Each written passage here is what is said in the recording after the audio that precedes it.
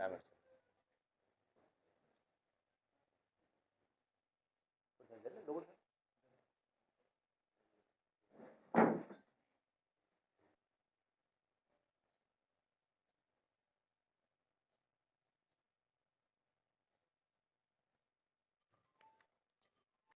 యూనిఫామ్లో ఉన్నాడు కానీ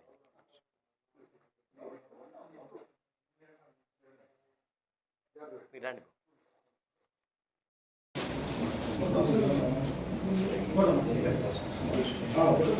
లిమిట్స్లో ఈ నెల 11వ తారీఖున సాయంత్రం అరౌండ్ 7 PM ఒక ఇద్దరు మహిళలు రోడ్డు మీద వైదేహి హోమ్స్ ఈ మందులవారి కాలనీ దగ్గర హైవే మీద వాళ్ళు వాకింగ్ అని రావడం జరిగింది బయటికి.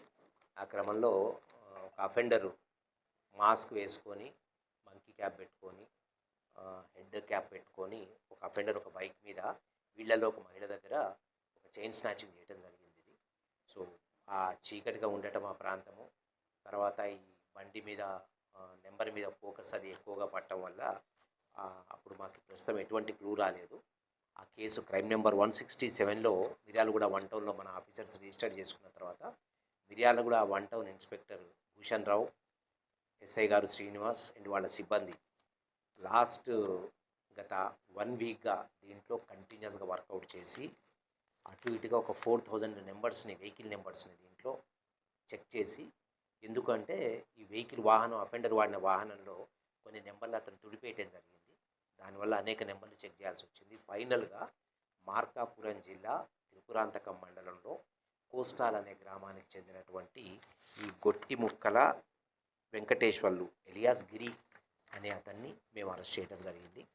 సో ఇతని దగ్గర నుంచి ఈ అఫెన్స్లో ఇతని దగ్గర నుంచి ఇతను దొంగతనం చేసినటువంటి 24 గ్రాముల బంగారపు గొలుసు, అతను దొంగతనం చేసే క్రమంలో వాడినటువంటి మాస్కు, క్యాప్ అవన్నీ కూడా రికవరీ చేసుకోవడంతో పాటు ఒక బండి కూడా దీంట్లో ఒక వెహికల్ అతను యమహా వెహికల్ కూడా అతను వాడింది మనం రికవరీ చేసుకోవడం జరిగింది.